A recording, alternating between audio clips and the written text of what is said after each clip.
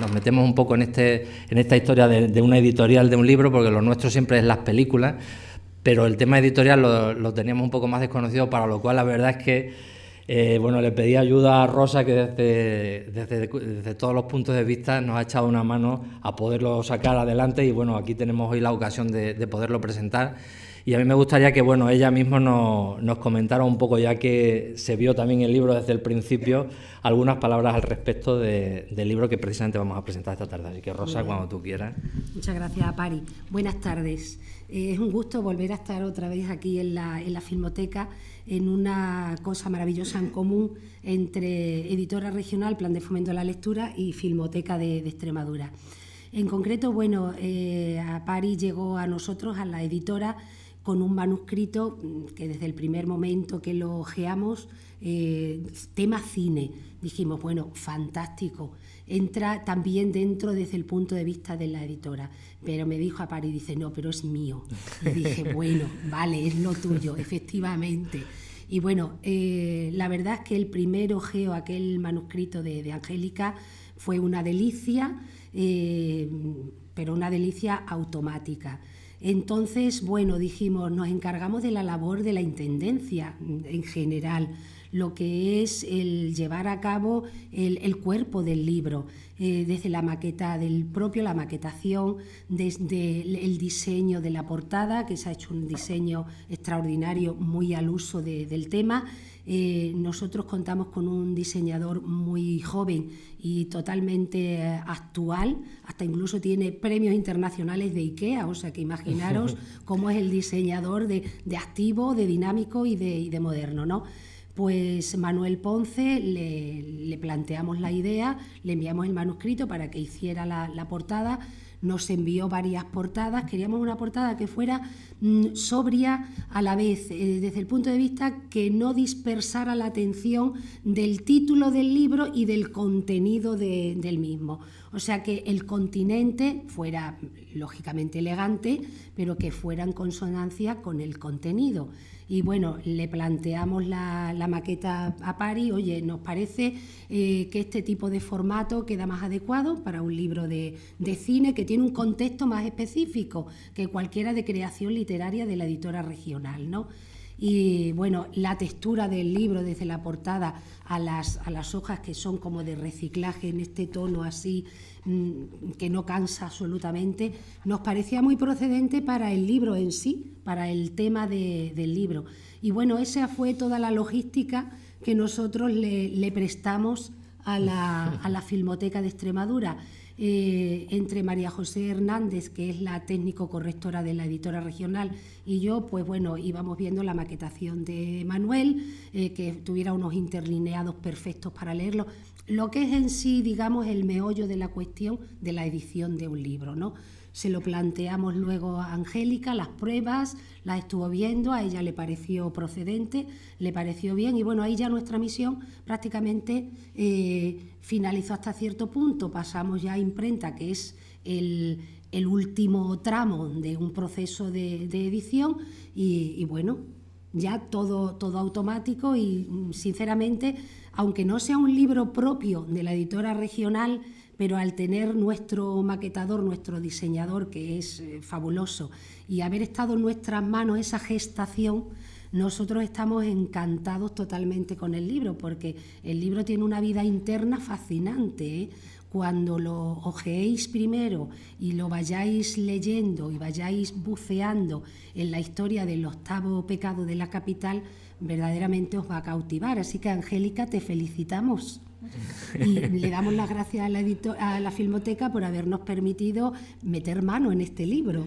Podéis meter la mano siempre que queráis, desde luego. Así sí que es cierto, estaba pensando ahora mismo que no sé si con motivo de la Feria del Libro en el stand de la editora hay posibilidad de tener... Sí, ahí habrá lo digo ya para, como hoy precisamente se inaugura también la Feria del Libro... Aún tiene todavía paquetes que sacar de libros, y en uno de ellos están varios títulos y el octavo pecado de la capital. Bueno, pero digo, pues se puede conseguir precisamente en la editora regional, que lo van a tener ahí, y por supuesto aquí en la Filmoteca. Sí. Muchas gracias, Rosa, desde luego por todo lo que has comentado, que desde luego si no es por vuestra ayuda, desde luego el libro, yo no sé, estaría todavía dando vueltas por ahí, pero sí que era importante, yo creo, y sobre todo os animo, casi todos los que estáis aquí sois bastante jóvenes, mediados de los 50 hasta mediados de los 60 os queda mucho, bastante lejos, pero yo os animo a que de verdad os buceéis un poco en esa década prodigiosa, como dice su propia autora en el libro, porque vais a descubrir un Cáceres prácticamente fascinante en cuanto al tema cinematográfico se refiere, y no solamente a la programación como tal, sino a la actividad incandescente prácticamente que había, que ya la quisiéramos actualmente en la época que estamos, el ámbito y la movida cinematográfica que había, ¿no? Así que yo tampoco voy a desvelar más porque, como os decía, tenemos para ello aquí a su propia autora. Angélica quería hacer una pequeñita presentación porque luego se me olvida.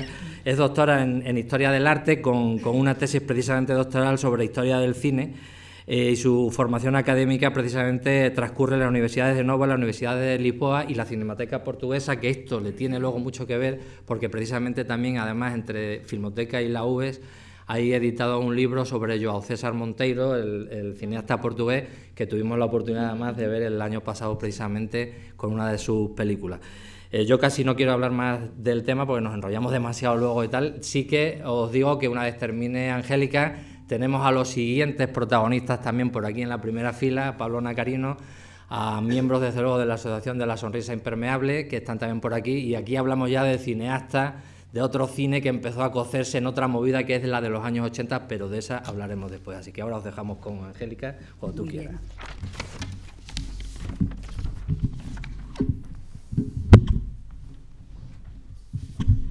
Buenas tardes. En primer lugar, quiero expresar mi gratitud a la Filmoteca de Extremadura, sobre todo a su director, Antonio Gil, y a la editora regional, con Rosa Lencero a la cabeza, porque sin ellos no hubiera sido posible la existencia de este libro. Y también, como no, agradecer al público su asistencia. Y sin más preámbulos, procedo a la presentación de este libro, al que he titulado El octavo pecado de la capital, el cine en el Cáceres de los años 50. En este libro analizo una década en la que podemos decir que Cáceres se volvió literalmente loca por el cine. Pero antes de adentrarnos en este aspecto con mayor profundidad, vamos a ver rápidamente 4 flashes que nos van a permitir entender esto rápidamente y con claridad. Henos aquí esta tarde en la sala de proyección Fernando Turégano, cuando se cumplen justamente 60 años desde que este enamorado del cine propugnara la creación en Cáceres de un cineclub. Curiosamente, solo 3 años después, en el 57, la ciudad iba a contar ya con 2 cineclubes. Estamos aquí en el edificio que sirve de sede a la Filmoteca de Extremadura y corría el año 1955 cuando Manuel Pérez Sala demandaba la creación en Cáceres de una filmoteca para Extremadura. Habría de pasar casi medio siglo hasta que este sueño, entre comillas, se tornara realidad. Pero la cosa no quedaba ahí para nada. En estos años también el fotógrafo cacereño Valentín Javier contraía matrimonio con una diva del cine de aquellos años, como era Ana Mariscal, que no solamente era actriz, sino que ya había dado el salto a la dirección cinematográfica. Y para más INRI, en el año 58, el periodista Domingo Salas de la Cámara publica un artículo en el que no se le ocurre otra cosa que decir que la actriz Marilyn Monroe tenía sus antecedentes en el pueblo de Malpartida de Cáceres, y todo ello porque el apellido Monroe le sonaba a Monroy, que efectivamente es un apellido muy típico en Malpartida. El pobre Domingo no recayó en que la señora se llamaba Norma Jean Baker, claro está. Bueno, sobre todo este artículo causó un revuelo en la ciudad, como nos podemos imaginar. Lo que sucedía es que los cacereños se habían vuelto locos, pero locos por el cine. El libro aborda en concreto la década que transcurre entre los años 53 y 63, un periodo cronológico marcado en su inicio por el rodaje y estreno de Segundo López, Aventurero Urbano, una película dirigida por Ana Mariscal, y en su extremo final por una coproducción francesa que alcanzó una fama internacional de gran rango, como fue El tulipán negro, protagonizada por el entonces celebérrimo Alain Delon. ¿Por qué este título para el libro? No es que yo tenga una grandísima inventiva, se trata solo de un juego de palabras aprovechando una expresión acuñada por el periodista Dionisio Acedo, que tiene dedicada una calle aquí en Cáceres, en un artículo que publicaba en el periódico Extremadura, del que por cierto era él el director en aquellos años, y en el que viene a decir que la afición de los cacereños por el séptimo arte en esta época era tal que constituía casi un octavo pecado capital. ¿Qué es lo que sucedió en Cáceres para que la ciudad viviera esta fascinación por el arte cinematográfico? Pues bien, lo que sucedió fue que en estos años llegaron a Cáceres dos figuras de relieve. La primera de ellas era Víctor Gerardo García del Camino, un cántabro formado en Salamanca, que recala en Cáceres como director de la Biblioteca Pública y posterior Casa de la Cultura. Él iba a ser el representante de un cine intelectual, culto, comprometido. Y 6 años después llegaba a Cáceres, en calidad de obispo, el valenciano Manuel Llopis Iborra, que todo lo contrario, va a ser el abanderado de un cine familiar que él quiere utilizar como herramienta para fomentar la moral cristiana. De la conjunción de estas dos personalidades en la ciudad es de donde va a surgir ese caldo de cultivo idóneo para que la ciudad se fascinara por el séptimo arte. Volviendo al título y a las palabras que lo integran, podemos preguntarnos cómo interpretaban el pecado cada uno de estos sectores contrapuestos que acabamos de enunciar. Pues bien, para el sector próximo a la Iglesia o del obispado más concretamente dicho, ir al cine para ver películas protagonizadas por sex symbols como Sofía Loren o Gina Lollobrigida o la propia Marilyn Monroe, que aparece en esta diapositiva con el atributo iconográfico de la manzana, como si de una Eva bíblica se tratara, y protagonista de títulos tan sugerentes a este respecto como puede ser La tentación vive arriba. Pues bien, para este sector ir al cine a ver esto simplemente no era cine. Y por el contrario, en enero de 1960, Víctor Gerardo García del Camino, en la Casa de la Cultura, decide proyectar una película que en la época era totalmente escandalosa. ¿Por qué? Porque esta película, Éxtasis, del año 33, dirigida por el checoslovaco Gustav Majati, es la primera de la historia del cine, excepción hecha del cine erótico y pornográfico, que incluía no solo los desnudos de una mujer, los de su protagonista, la célebre Hedy Lamarr, sino que incluía también un orgasmo femenino, con todo el escándalo que eso suponía en estos años. Cabría preguntarnos también cómo era el Cáceres de esta época. Pues bien, Cáceres era como todas las ciudades, una ciudad con sus luces y sus sombras.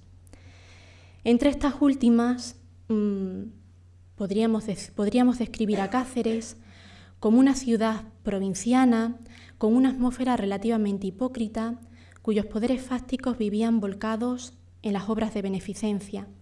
Por eso, para ilustrar esta circunstancia, he elegido este titular de periódico en el que se anuncia que la recaudación que recopilara la proyección de Rosas para Betina iría destinada a una cena navideña, tal y como sucede en una película clásica del cine español dirigida por Berlanga, como es Plácido. Pero este Cáceres era también una ciudad que invitaba a soñar, y así lo podemos deducir de un artículo publicado por Ricardo Durán en el periódico Extremadura. Ricardo Durán era el propietario de un estanco que ha existido hasta hace no mucho tiempo en la Plaza Mayor, concretamente en la zona de los Soportales, muy cercano a donde está el retrato de la Virgen. Y él imaginaba que en el nuevo milenio Cáceres tendría un paseo de Cánovas rodeado de rascacielos, como si fuera Central Park en Manhattan, que en la entonces Posada del Carmen, que estaba donde sigue estando el convento, en la Posada de San Pedro, que estaba donde ahora mismo está el convento de San Pedro, enfrente de la iglesia de San Juan. Allí se iba a construir un gran palacio de la ópera. Y sin embargo, en lo que fue antiguamente el Parador del Carmen, que ahora es el residencial El Carmen, al que conocemos popularmente como Las Torres, allí habría un resort hotelero de un montón de habitaciones, lujoso, confortable, y que además, en su bajada hacia Ronda del Carmen, iba a acoger una grandísima sala de proyecciones. Pues bien, hablando de esta sala de proyecciones que soñaba Ricardo Durán, esto nos da pie a pasar a hablar de los edificios de cine en Cáceres. No es que la ciudad en aquella época contara con un número muy abundante de cinematógrafos, pero es verdad que estos edificios poseen unos datos que merecen la pena ser conocidos.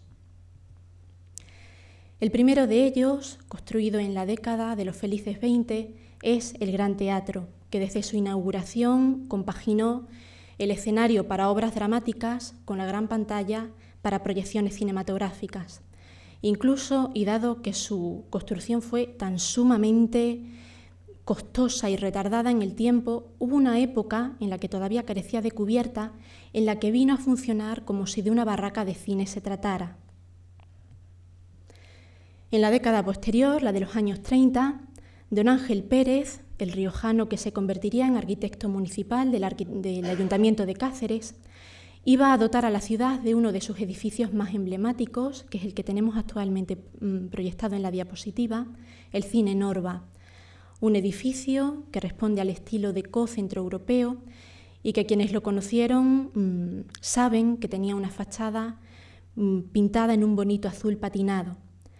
El edificio subsistió hasta el año 1964, en el que sería derribado para construir en su solar el edificio de viviendas que todavía hoy lleva su nombre.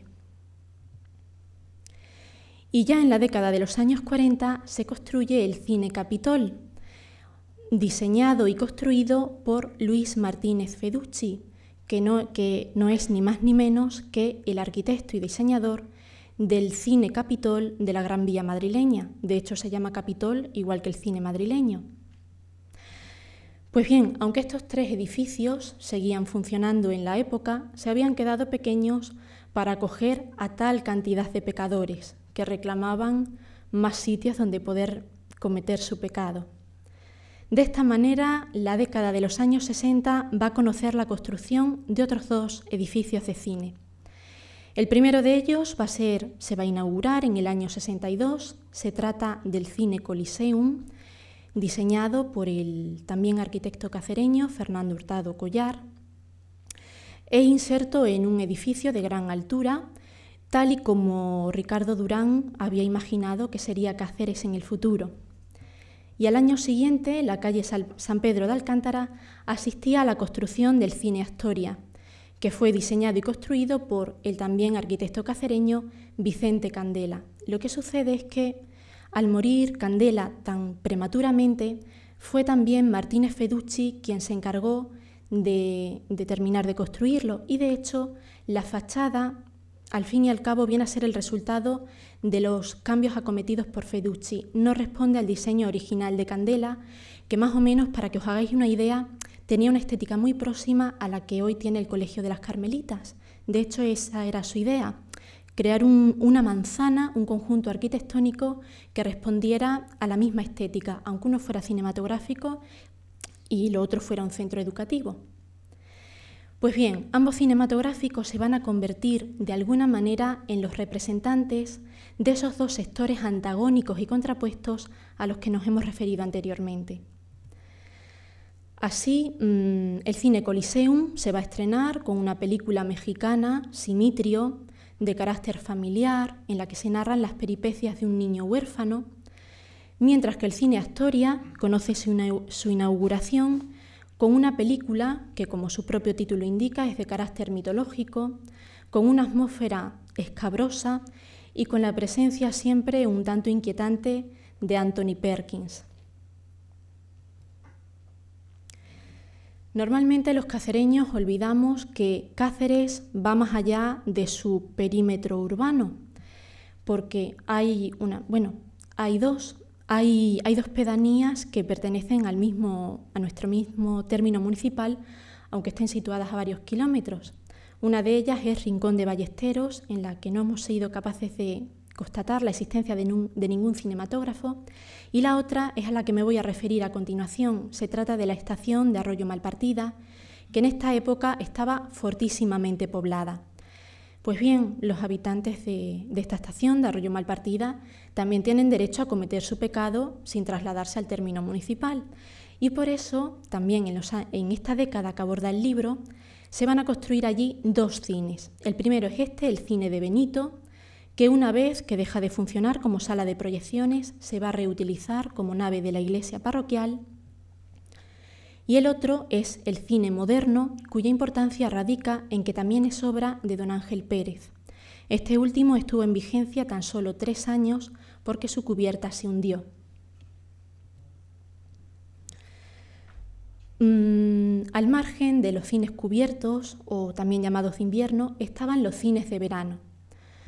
En primer lugar, la Plaza de Toros, que es un sitio más que idóneo para asistir a proyecciones, y allí en concreto operaba la misma empresa que gestionaba simultáneamente Gran Teatro y Norba, y funcionaba también el cine de verano del edificio Capitol, aunque estaban muy separados, había mucha distancia en la ciudad entre el cine de invierno y esta que era su terraza de verano. Esta fotografía que tenemos en pantalla recrea en concreto el desmontaje de esa terraza de verano Capitol para que su solar fuera ocupado por el posterior Cine Astoria. La fotografía recoge en concreto la confluencia de la calle Santa Joaquina de Vedruna con San Pedro de Alcántara. El cine no era un pecado que se practicaba solo en el centro de la ciudad, sino que las distintas barriadas también querían cometer este pecado. Por ejemplo, los vecinos del barrio del Espíritu Santo acudían al Cine Rex, que estaba en la Huerta del Conde, que todavía hoy existe y podemos ver frente al edificio de los juzgados. Este cine solo funcionó durante el verano de 1956. Los vecinos de San Blas acudían al cine que había promovido Severiano Población y al que hemos dedicado un detallado análisis en un libro que fue coordinado y editado por Teófilo Amores.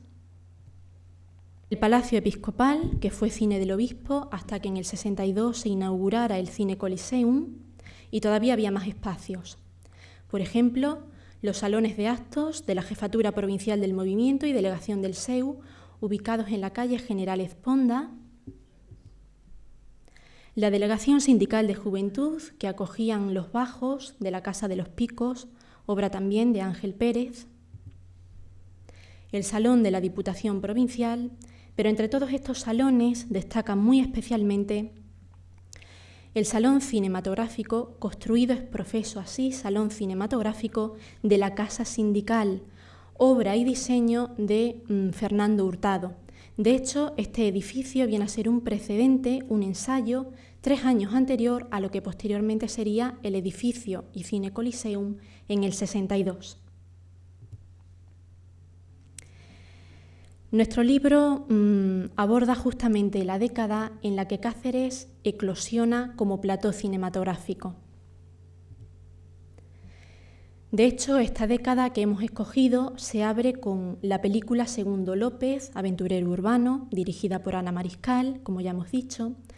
Se trata de una película netamente cacereña, la más cacereña de todas.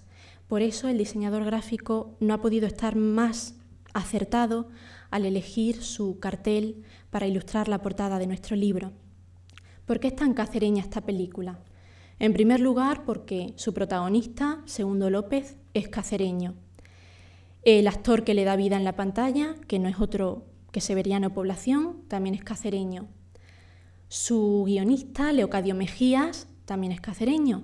El director de fotografía, Valentín Javier, también es cacereño.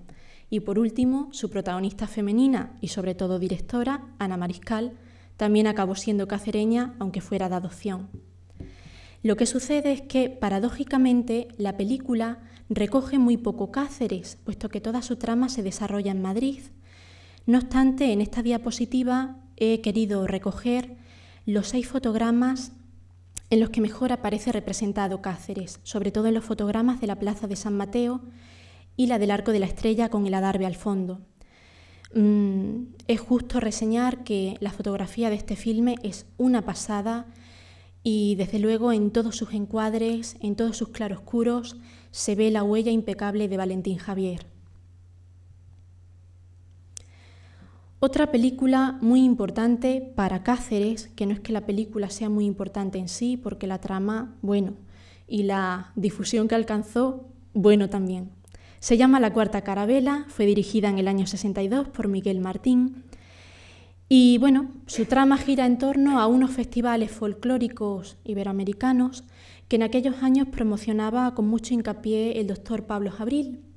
Pero la importancia de esta película para Cáceres radica en que por primera vez no solamente los fotogramas recogen el casco monumental, que es lo más fácil, sino que por primera vez la cámara cinematográfica sale al ensanche representado por Cánovas y sus aledaños. Por ejemplo, en el fotograma superior lo que vemos son los edificios de la calle San Pedro de Alcántara, tomados desde la terraza del chalet de los Hacha, inserto en lo que fue el antiguo Hotel Extremadura, entonces en la avenida Virgen de Guadalupe.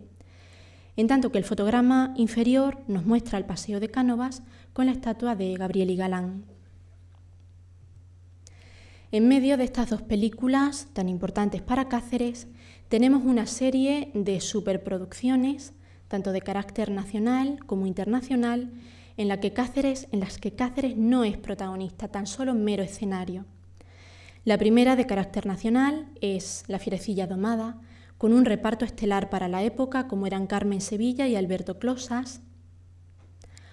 Una coproducción francesa, El Tulipán Negro, con un Alain Delon que se comía el panorama cinematográfico en aquella época, venía de protagonizar, por ejemplo, A Pleno Sol, El talento de Mr. Ripley, que le había reportado una fama mundial.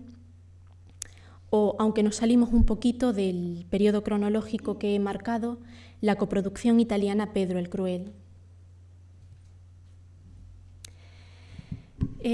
Nuestro libro aborda también un aspecto bastante desconocido de la historia cinematográfica de Cáceres, como son los cineclubes. Ya hemos dicho antes que Fernando Turégano en el año 54 demandaba la creación de un cineclub para Cáceres y que afortunadamente 3 años después le habían prestado oídos y se habían formado 2 cineclubes. El primero de ellos era el Cineclub de la UIR, de la obra interparroquial recreativa, por tanto el cineclub próximo a la iglesia, el propio del obispado. Y el otro era el Cineclub de la Casa de la Cultura, por tanto el que dirigía García del Camino. Lo que es el cineclub en sí, ese foro para el visionado y el comentario de las películas, se creó en febrero de 1957. En esta diapositiva vemos el logotipo que diseñaron para su promoción y su publicidad. Y esos integrantes del cineclub tenían tantísimas ganas de rodar películas que ellos mismos al año siguiente, en el 58, formaron el grupo de cine amateur de la OIR. No es que el obispo estuviera día y noche pendiente de este cineclub. Él había delegado concretamente en 2 personas. Uno era Félix Sánchez, un sacerdote al que se apodaba cariñosamente Fray Taquilla, y el otro era Juan Crisóstomo Serrano. Y dentro de este grupo podemos citar las películas amateur que rodaron, por ejemplo, un médico apellidado Arribas, el propio arquitecto Fernando Hurtado también rodó alguna, Herrero de Tejadas también rodó alguna película, etc. Por su parte, la Casa de la Cultura crearía su cineclub tan solo un mes después que se hubiera creado el de la OIR. Es decir, si el de la OIR lo hacía en febrero del 57, el de la Casa de la Cultura nacía en marzo del 57 también.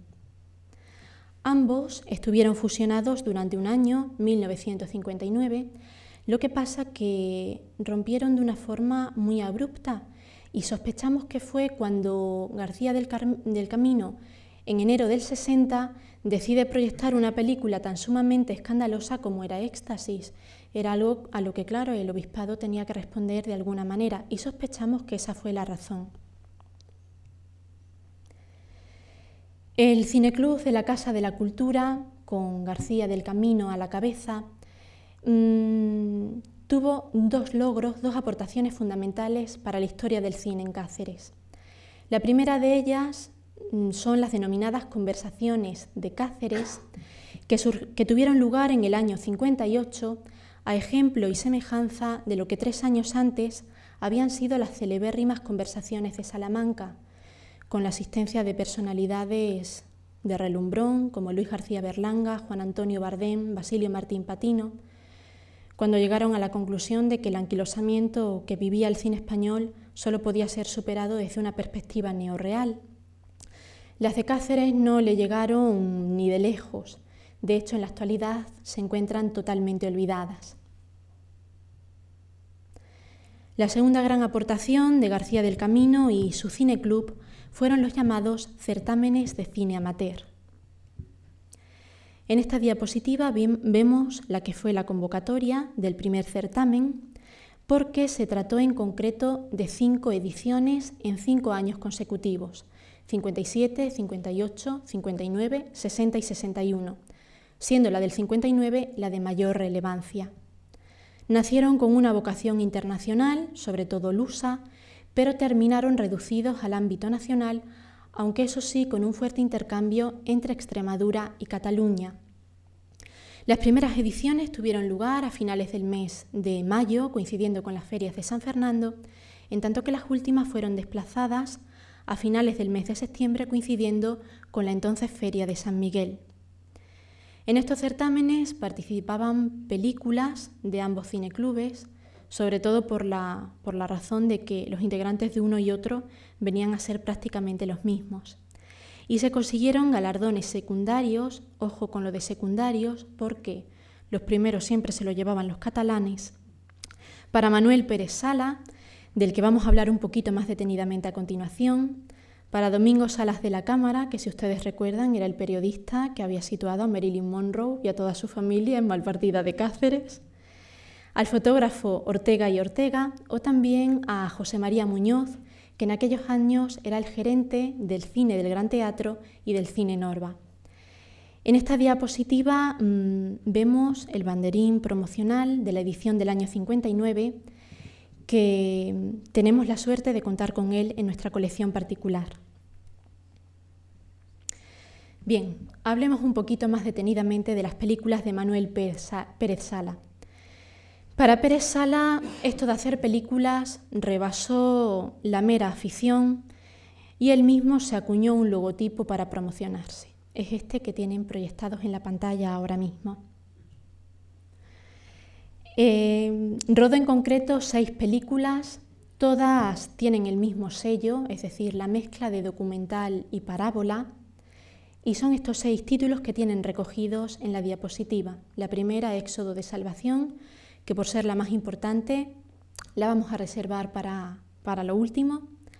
Wolfram, que gira en torno a unos campesinos que poseen unos terrenos bastante miserables en los que paradójicamente se va a encontrar wolframio, con lo cual su situación económica experimenta un giro de 180 grados y con ello también su perspectiva ética, siendo la moraleja de esta película que la riqueza engendra avaricia.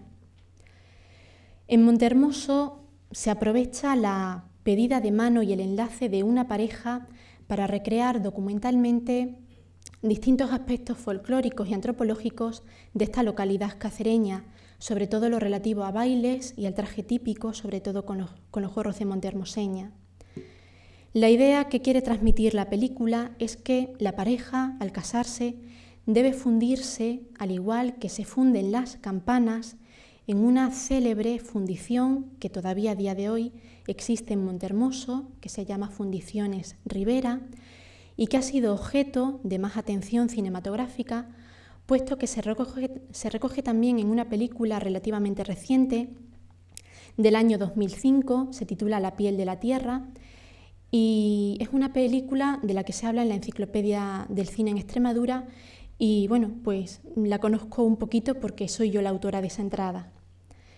En Imperator se aprovecha la llegada del emperador Carlos V a Yuste en los últimos años de su vida para recrear la comarca de la Vera como si de un paraíso terrenal se tratara. Y algo semejante sucede en Norba Caesarina, solo que aplicado a la ciudad de Cáceres, justo en un momento en el que se demuestra científicamente que la colonia de Norba Caesarina había estado ubicada en Cáceres y no en Alcántara como se pensaba hasta el momento.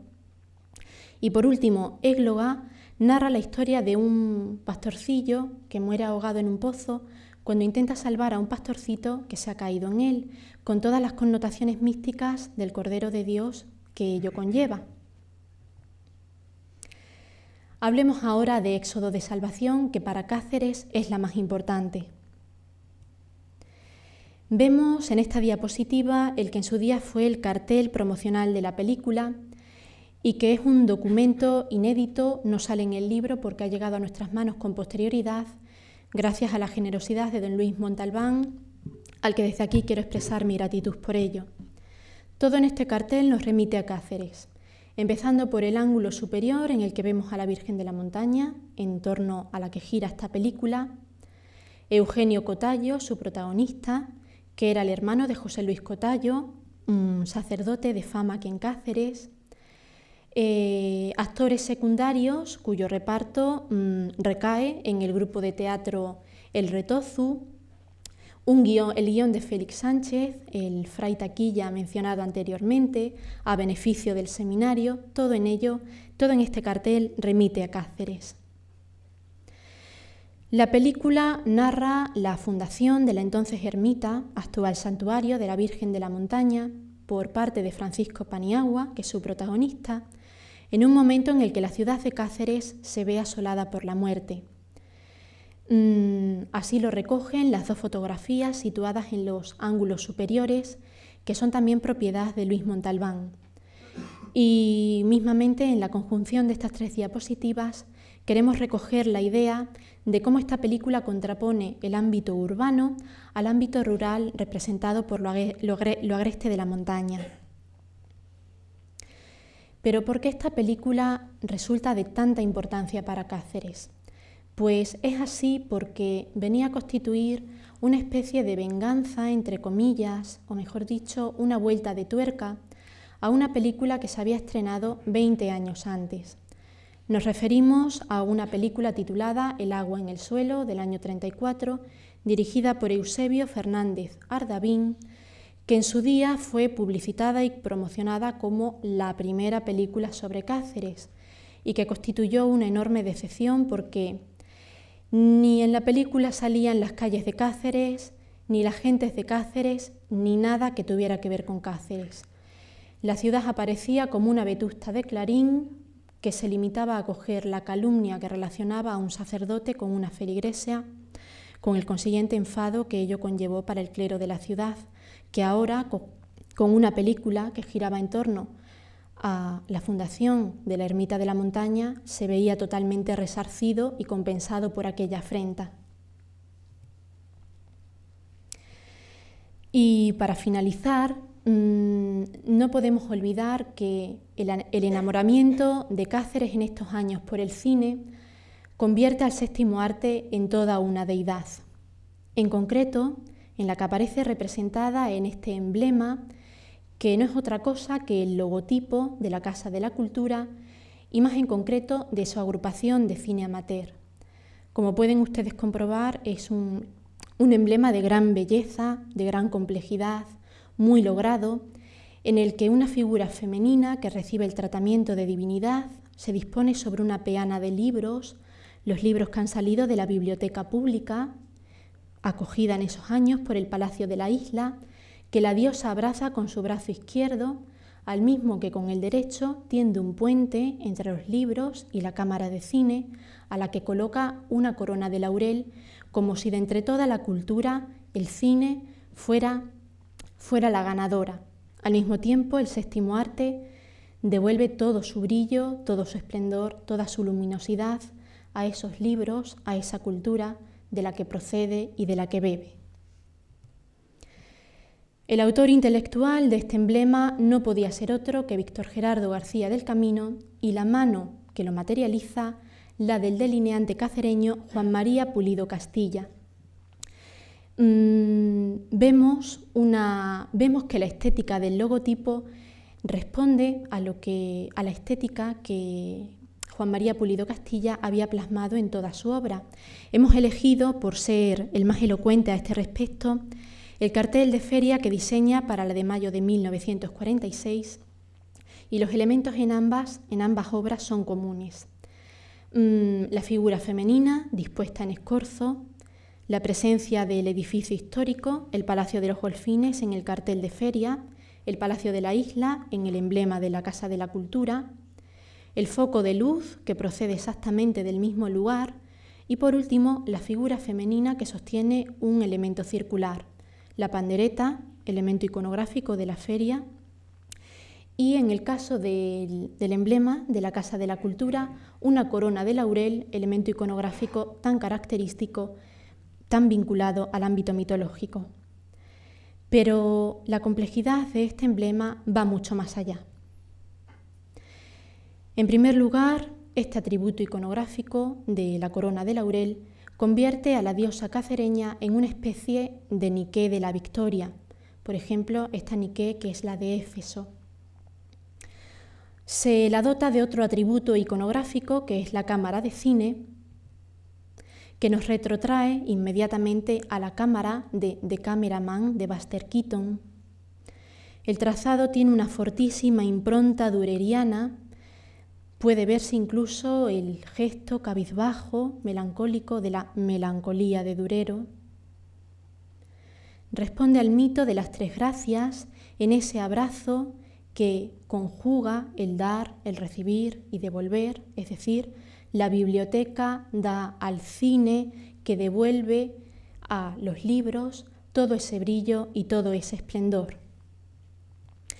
Al fin y al cabo, este emblema viene a ser una reelaboración de la mal llamada diosa Ceres, que en realidad es el genio de la colonia y que en aquellos años tenía una presencia fortísima en Cáceres, puesto que estaba ubicada en una especie de espadaña que coronaba la torre de Bujaco en plena Plaza Mayor. Y con esta pasión de Cáceres por el cine convertida en diosa, ponemos punto y final a nuestra charla. Por nuestra parte, nada más, tan solo darles las gracias por su amable atención. Muchas gracias.